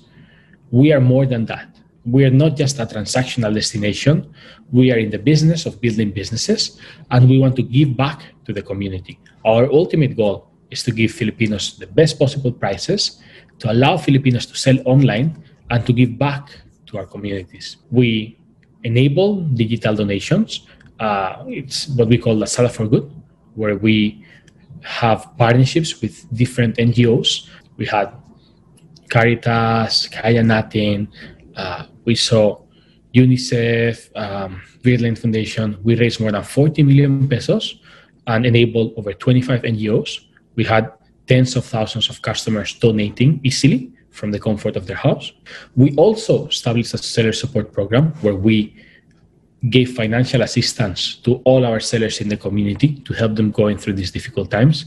We spent more than 100 million pesos in funds and programs and assisted over 7,000 sellers with some form of financial boosting, discounts, waiving of payment fees and commissions.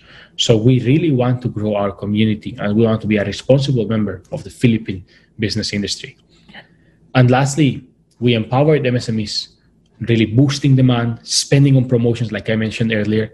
These 2 years have been, the last 18 months has been the most difficult period for all of us, but we invested more than ever. We gave more promotions to help everyone finding value and buying more when they need it.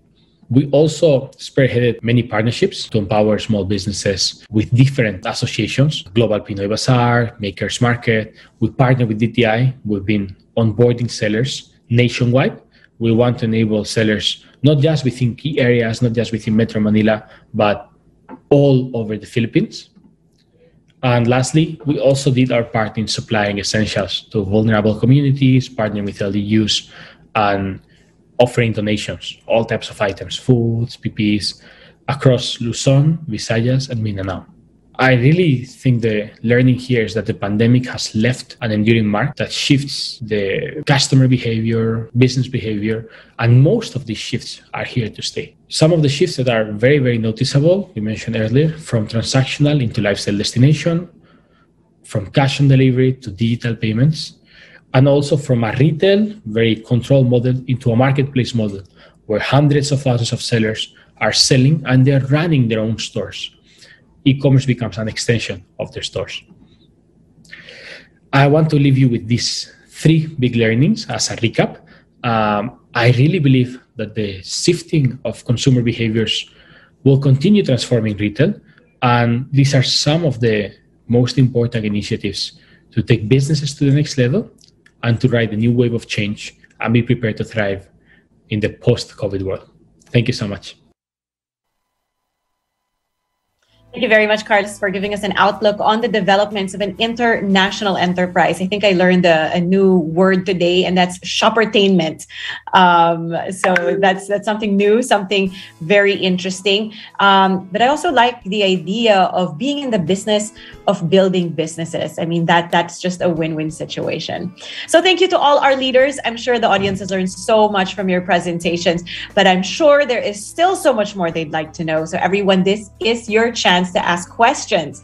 Now, to send in your questions, it's very easily done, especially Globe business product related inquiries. If you have any of those, please type in your question, followed by your name and company in the chat box, and a Globe representative will be ready to answer your inquiries. And we'd also like to remind everyone who hasn't registered yet, please register by visiting the link that you see on your screens right now, or if you prefer, you can scan the QR code, and this will take you to a link where you can join your chosen breakout rooms later. We want to be sure that you guys get to the learning that you are looking for. So to be sure that you are in the breakout room of your choice, please be sure to register on the link, or as I said, right there, scan that QR code. All right, so I hope that's clear to everybody. It's pretty simple, and we'll leave that on there for just a little while longer so that those of you who have not registered yet will be able to register. Okay, so now let's begin with our fireside chat. And to join us as panelists, let us welcome the head of strategic portfolio of Globe Business, Mr. Dindo Fernando. Dindo works with product management to develop strategic portfolio offerings aligned with enterprise requirements. Prior to Globe, Dindo had been in sales, channels, and specialist roles in Microsoft, Amazon Web Services, and IBM. He has had stints in startups focused on business productivity and cloud development, and has also worked with healthcare and education customers and transformation. With him, our special guests from Yondu Inc. Firstly, Associate Product Director, Mr. Alex Pelayo. Alex hails from the technology industry with 14 years of experience working with some of the country's blue chip companies all the way in Silicon Valley, or all the way to Silicon Valley. He is an experienced project manager who previously worked with one of the largest telco providers and a massive e-commerce company in the US. His last stint was as a senior product manager for one of the country's leading fintech companies before working with Yondu. And today, Alex spearheads Vessel, that is an off-the-shelf e-commerce platform that aims to enable businesses to shift their sales and operations online to thrive in the new normal. And with him is Yondu's Vice President, Ms. Gail Ocampo. After graduating cum laude from the University of Asia and the Pacific, Gail has been doing account management and sales for 26 years. She worked her way up in advertising to become an account director for big accounts like Colgate-Palmolive, Asia Brewery, PS Bank, Unilab, and more before shifting and IT. Gail grew MCI WorldCom and Verizon Business in the Philippines as its country representative for its voice business for 10 years. A consistent sales performer, she was awarded as Fastlane Australia's best salesperson in Asia Pacific. She has helped the company grow from 300 million revenue to more than $1 billion this year by providing partners consultative ways of growing their business through IT. So again, let's welcome our panelists for our fireside chat. Dr. Dan, Rosemary, Carlos, Dindo, and Alex. So I see you are there, all of you on the screen. Thank you for being here. I'm really, really excited for our fireside chat. And we all know that you have very hectic schedules, so appreciate you joining us today. And you know, in your earlier talks, we heard current insights and trends of the manufacturing and retail industry. Now, we'd like to pick your brains a little more here for our fireside chat. So are you guys ready? Give me a thumbs up. Give me a yes. All right. We are ready to go. Thank you so much for that, everybody. Okay, let's start with Dr. Dan Lachica. Dan, given all the local and international trends and conditions, SAPI has maintained its forecast of 7% growth for the semiconductor and electronics industry with the continuous implementation of restricted mobility and logistics, as you said in your talk. Are we still on the right track? And do we see an upward trend come 2022? Definitely. Well, first of all, thank you again for Globe and inviting me in this R.I.S.E forum. To your point, yes, we are still looking at 7% growth for this year. We could actually have done more, except that we're supply constrained. And what that means is there's a global shortage of semiconductor wafers, which was actually driven by an upstream shortage of semiconductor processing equipment, which was caused by the pandemic. As you know, March or April of last year, there was uncertainty as far as when operations will normalize. So what the semiconductor equipment manufacturers did was to throttle back on their capacity. And so when things turned around, they were not in a position to support the demand of semiconductor companies. So it's a trickle effect. And, we are globally, and it's not just the Philippines, it's a global shortage. We could have seen higher than 7% growth if not for this issue. So it's boding well for the industry and for users of electronics components. Right. At least that is good to know. But Dan, how do you think digitalization and having online platforms help at this point? We're in an interesting situation because we're both on the demand side and the supply side of digital transformation. Supply side because obviously, as with all electronics products, we supply the components, we supply the assemblies and sub-assemblies. On the demand side, especially during the pandemic, we really need to embrace digital transformation. I talked about IR 4.0.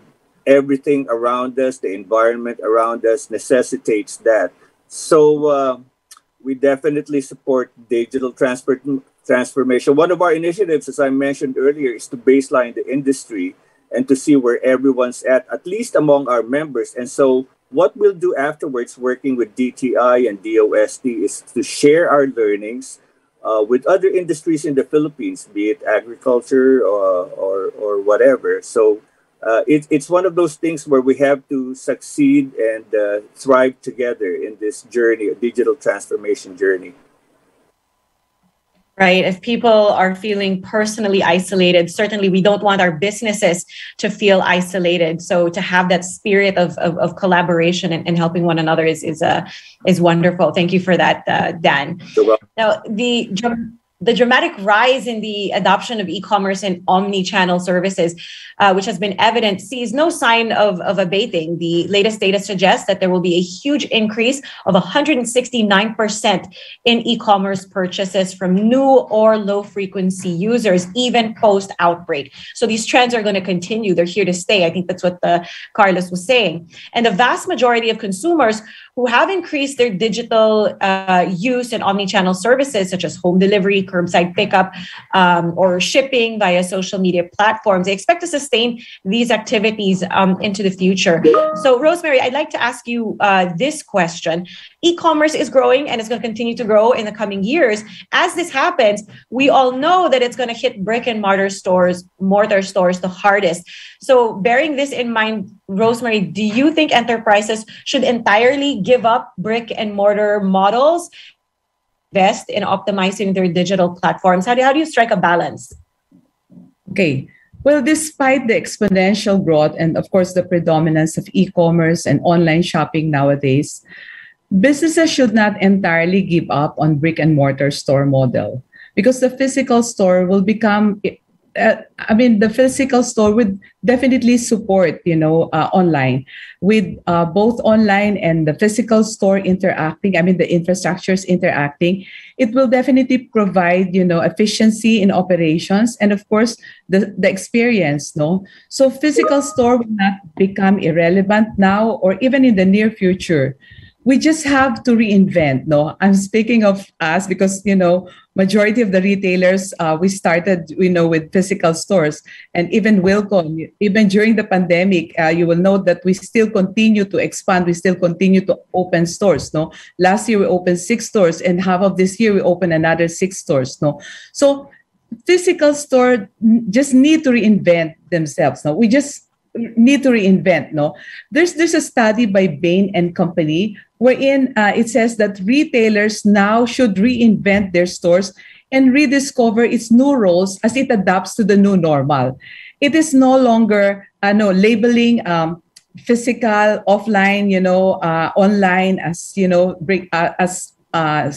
as the digital platform. No, so it is no longer purely generating sales. No, physical store can serve the following. It can be, of course, traditionally transactional, no, to satisfy the shopper's needs, no, but it can also hype on the experiential aspect. No, stores are now being utilized to communicate about the company's brand. No, just the story to tell and the emotional default. No, use it as an emotional default, and it also becomes the last mile fulfillment. No, stores now are used to enable e-commerce to serve the customer's needs. No, whether they want to pick it up in the store, whether they want to return an item, or whether they want to have it delivered. No, so like buying online and pick up on store. So brick or mortar or the physical stores can be the business assets. No, it can be the best asset, providing the customer the true brand experience. No, and we've highlighted the importance of the brick and mortar also in this pandemic, even if we have the online stores. Although the limitations that people, when they're immobile, when there's mobility issues or restrictions, they cannot visit the store. So it's really an option. No, so it's really giving the customer an option. And I'd like to quote this retail prophet whom we invited during our NRCE, the recent retail conference that we held. He says that the physical store can now become a media channel. You can do whatever you want with it. You can tell your stories. No, so it is best to balance the investment in both brick and mortar stores and optimize the digital platform to execute, as I've said earlier, to execute that seamless shopping experience and highlight the limitations and the advantages of both. And of course, providing the customers the options. No, so you just have to build that infrastructure of both online and offline interacting with each other in order to provide that omni-channel experience to your customers. Right. Really, really exciting. And I think so much of, shifting and surviving and thriving in the pandemic is really about tweaking the way we think about things. So as you said, use your physical store, not just to generate sales, but it can do so much more for you and your business aside from that. So that is really exciting. Thank you, Rosemary. I'd like to go to Carlos now. Carlos, digital platform guy. Are digital platforms an interim solution or a necessary future for Philippine retail post-pandemic? Well, I think they're both. They're definitely an interim solution right now, but we see it as really the way forward, right? And I think it was a very good discussion earlier on. It's always complementary. You want to have all different potential touch points, and you want to be leveraging all the different channels to have a consistent strategy and to reinforce your image, right? What we try to do at Lazada is to build a model of flagship stores. This means that it's both a sales destination, but also a customer touch point. So we believe that this will never change. And it's something we've been building for the last 10 years already. But if there's one thing that we've been evolving together with the Philippine market is that as sales have been growing, customers have also been wanting to learn more. They are starting to come to e-commerce to understand how the brand behaves, to look at new launches, to engage and ask questions. So we see that more and more, it's not just the interim solution to sell and to kind of get through the pandemic, but actually a very consistent part of the experience and a way to amplify the end-to-end relationship. So we're hoping to be a good partner and to get everyone to partner. We think that there's no reason for people to not engage with online. Our goal is to partner with every single business in the Philippines, and that will never change. No matter whether you're big or small, you should definitely be online and maximize that channel. Maybe for your specific industry or for your brand, it can be the majority of your sales. Maybe it will only make it to 15, 20%, but there's so much more than just the sales behind this channel. Sure. And speaking of digitalization, the data suggests that businesses must change how they do business, perhaps taking advantage of digital retail, which is the only sector in the sector that continues to show double-digit growth between growth and apocalypse. So, Carlos, my follow-up question for you is, what is the long-term impact of e-commerce in the retail sector? Well, that's a very good question. And I think what matters right now is that obviously COVID is challenging brands and retailers across the world, right? But we're also seeing it as an opportunity. There have been a lot of brands and sellers, even offline first companies that started investing and building digital capabilities and have been able to not just maintain market share, but actually overtake many of their competitors, and they've been quite resilient during this time. A lot of our sellers, I would even say the average Lazada seller, makes most of their sales offline. But thanks to online, they've been able to actually mitigate the impact and pretty much stay the way they were. So I feel first, the quickest or the most obvious impact is that it's a complement and it's a way for them to maintain their business and to hedge the risks, right? But second, I think it will always be critical to have this blend between online and offline and to measure the value chain. So we're facing tremendous uncertainties today, right? Danilo was mentioning earlier, supply chain and distribution, global stock levels are difficult, integrated experiences for shoppers are difficult because they may not find what they want in the stores, we may be out of stock. So e-commerce is actually there to amplify the experience. Priorities will still remain. It's always going to be about reducing friction, creating good experience, having the right capabilities. But we feel that online and especially e-commerce can mitigate those shocks. There are many ways for you to keep showing the right products, to personalize. You can run some pre-sales. So it's definitely a way to mitigate some of the current challenges, right? And I believe that the future will really be driven by convenience, both for customers, but also for sellers. E-commerce makes it easier for sellers to run their operation.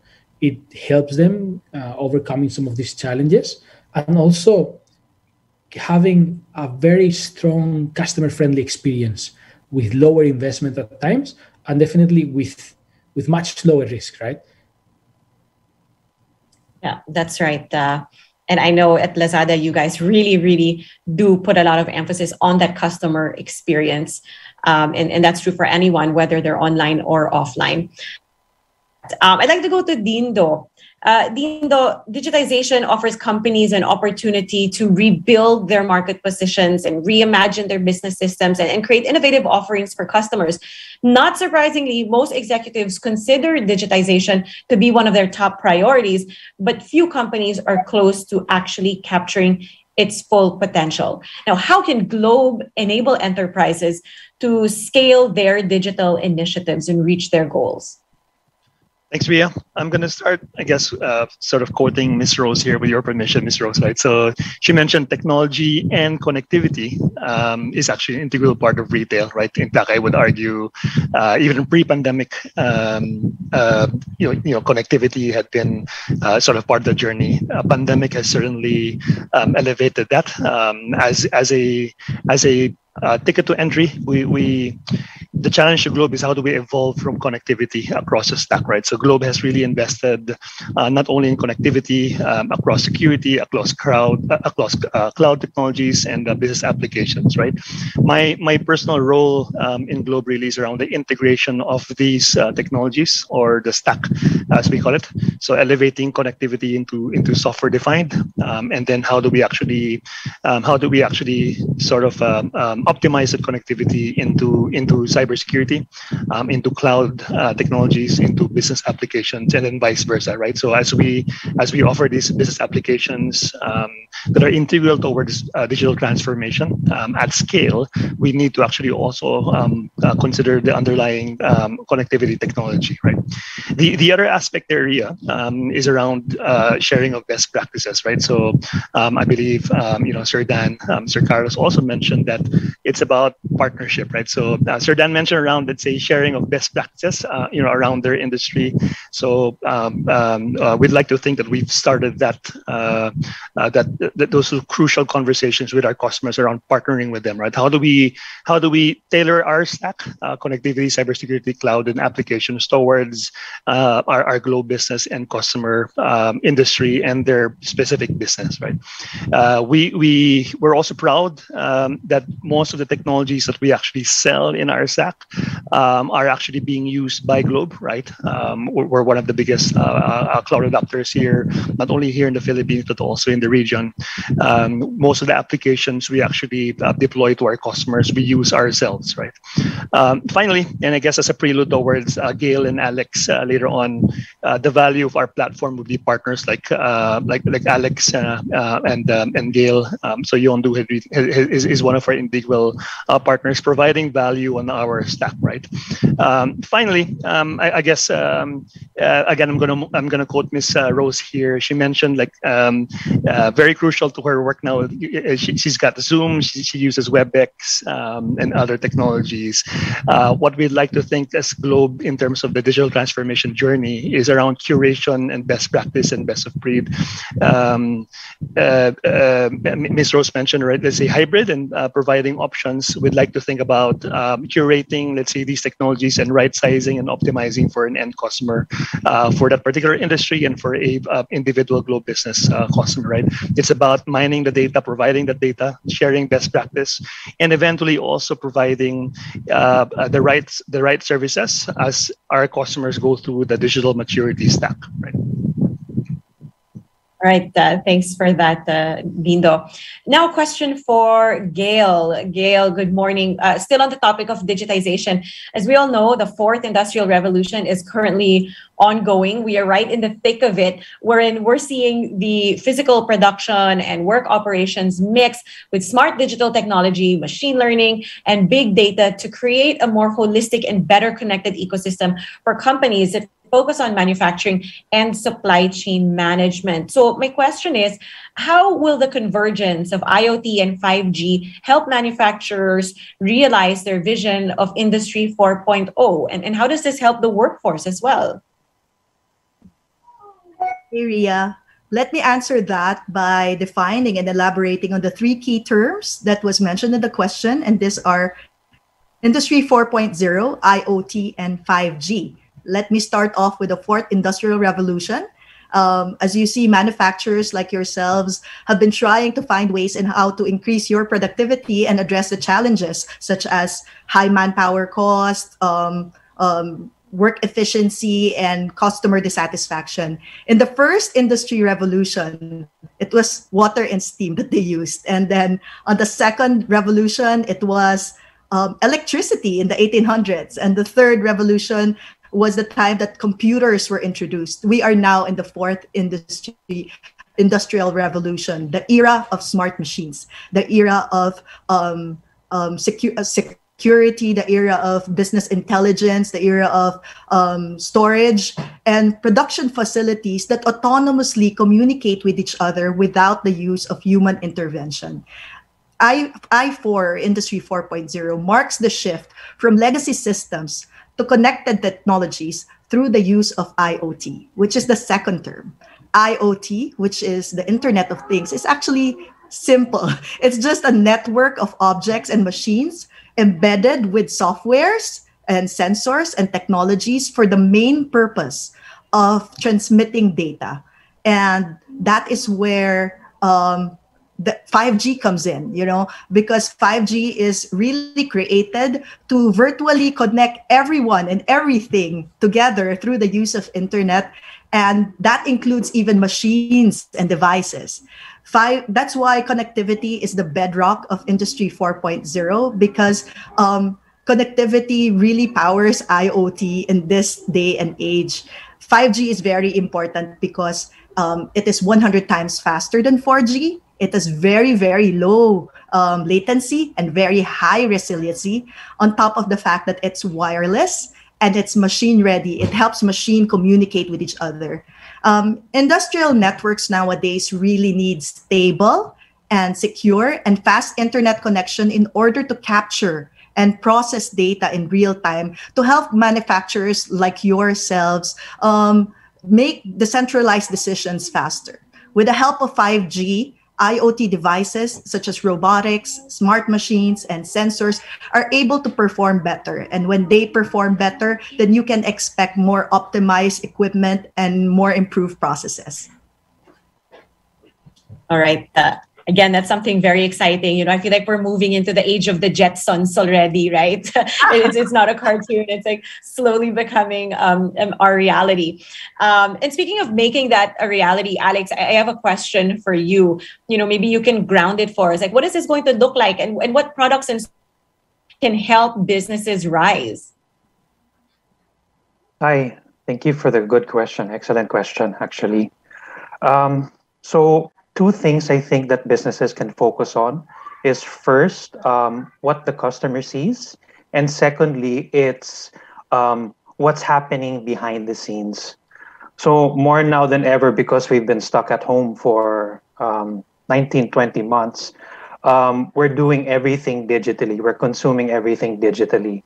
We're watching Netflix consistently. Birthdays are celebrated online. Kids are going to school online also. Like what Miss Rosemary mentioned earlier, because of that, there are changes in consumers' behaviors. So what can businesses do to adapt? They should try and find ways to provide the same in-store experience online. So what does that mean? More than just the e-commerce store, that e-commerce store should be flexible enough to provide that curated experience or personalized experience. So first, companies should consider that e-commerce platform or e-commerce store that enables them to take control of that customer experience. Secondly, what's happening behind the scenes is also important. Have you ever gone to an online store to buy your favorite product, but it was out of stock? You probably found another place to buy it. So businesses can leverage on cloud ERP solutions that's integrated to the e-commerce store. So businesses can help, keep track of their inventory and keep track of the inventory across different warehouses, for example. On top of that, those ERP solutions can also be connected to robotics, which can help automate different processes to help speed up procurement and the ordering processes through automation. So it's through these types of solutions, companies can reduce dependence on human interaction. So businesses can, accommodate or move faster through the supply chain. Right. And actually, I'd like to go back to Gail. Gail, speaking of technological advances that help businesses become more efficient with optimized operations and digitized processes as we all go remote, is there anything else that you'd like to add for our audience to help us know more about these innovations and what to expect? Actually, every time I talk to my clients, I'm always very excited to talk about technology, especially to my manufacturing clients, because there's really so much that we can do together. There's so much we can do to help you increase your productivity. This is made even more evident when the pandemic came, because now it really shifted the way on how we do things, right? In fact, I'm working from home right now, and yet I am very confident that I can do my job, and we're doing it over Zoom. And there are a lot of applications now that can help manufacturers like the ones who are listening right now, such as workflow management systems, document management systems.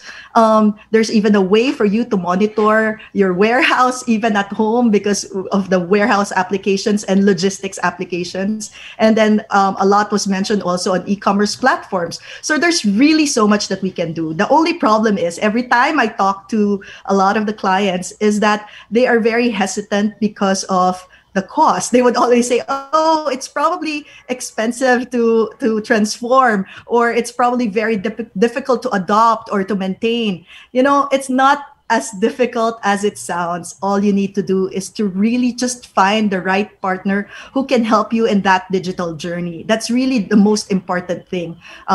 We in Globe and Yondu, what we do is to really understand the pain points of our client, and we work from there. By understanding the pain point, then you can give them a more consultative solution to what they really need, the most cost-effective way. You don't really have to have all these technologies all at once, diba? You can really just start with one and then phase it out. It's not really a requirement that you have everything all together. We can phase it out, and then we just have to focus on that is most important, and that can solve your pain point faster. Because overall, at the end of the day, what we want is a long-term partnership. This is really a partnership that we look into working on together. This digital transformation thing that does not happen overnight. It's a long-term partnership that we aim to really help your businesses grow, because it is in the growth of your business that we in the IT industry feel that we are successful. Right. And I like the idea of, use what you need. You don't have to, take everything lock, stock, and barrel, because every business has individual needs. And it's great that you guys see that and address that. Alex, do you have anything to add to what Gail said? Yeah, like everyone mentioned, all the different speakers now, we're here to help. We're here to partner with manufacturing, retail, and other businesses now. Just keep in mind that partner with a company that has the technical know-how, that really takes the time to understand your needs, so we can work together to grow our businesses together. All right, beautifully said. All right, we've got a few minutes left. Before I let our leaders go, of course, as a consumer myself, I would like to know, and I asked this question to Dean, though, what is on the menu for Globe, and what are the innovations that we can expect in the coming years? Thanks, Ria. So I guess maybe I'll start off with so Globe is a big company, right? Carlos mentioned, let's say we will continue to invest in digital payments like the GCash and other technologies. Big thrust within the company, given the new normal, would be our investments in healthcare, like Consulta, MD, etc. Right? I'll zero in terms of, let's say, my particular role as Globe Business. I'm particularly focused around the integration of our product stack, mainly connectivity, cybersecurity, cloud, and business applications, right? So the integration of this, my personal view is we want to evolve these, from products into services, right?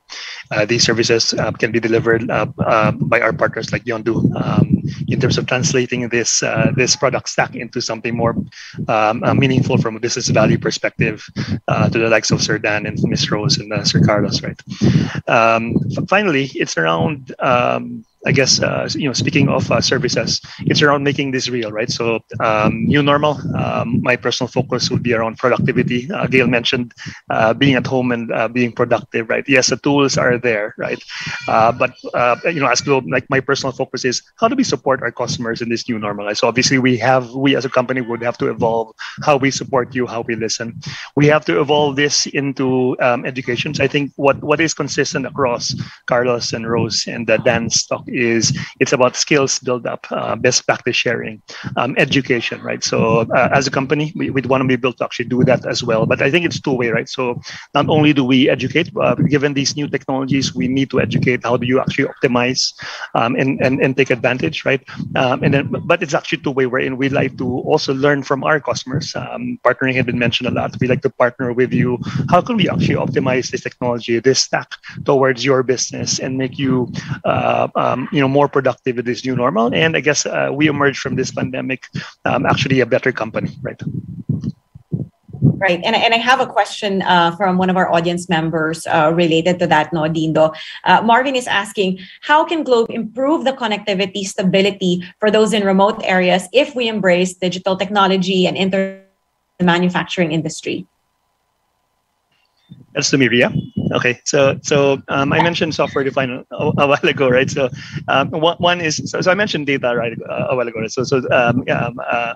Providing the data and the feedback allows us to actually prioritize, where we build, where we partner, and by elevating technology towards software defined, we remove the dependency towards last mile, right? So we can actually work with multiple technologies, multiple underlying connectivity as we evolve our network, right? So obviously, it's about prioritizing. It's about where we invest, and the feedback. The more feedback we get from you directly or through the data that we actually collect, will allow us to also spread outside Metro Manila. Right.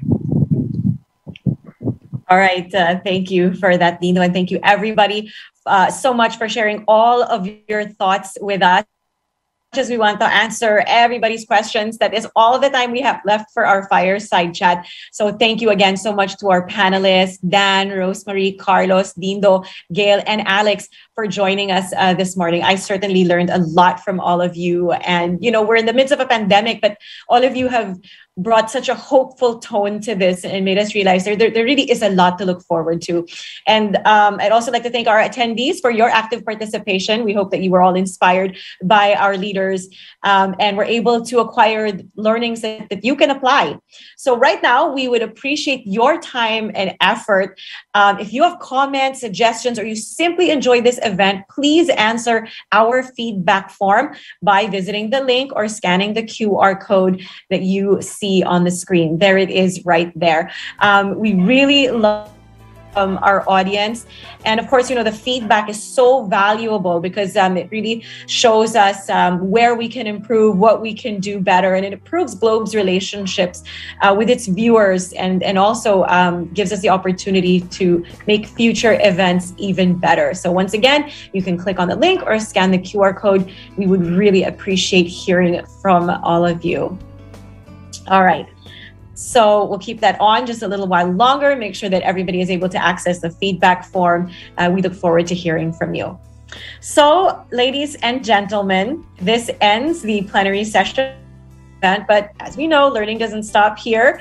We'll continue our in-depth regional discussion for our manufacturing and retail industries in the regions through our breakout sessions, which will start right now. And as we open the breakout sessions, please take note that you have been pre-assigned based on your selection during the registration process. All you need to do is click join once you see the prompt on your screen. Now, if you are having trouble joining, we hope not, but that's okay. We'll take care of you. Just type in your name in the chat and type in your selected breakout room so that we can assist your transfer. And you can also refer to the guide that's being flashed on your screen in case you are having any issues right now. All right, so that's pretty simple. If you see the join button, just click on that. You've already been assigned to the room of your choice.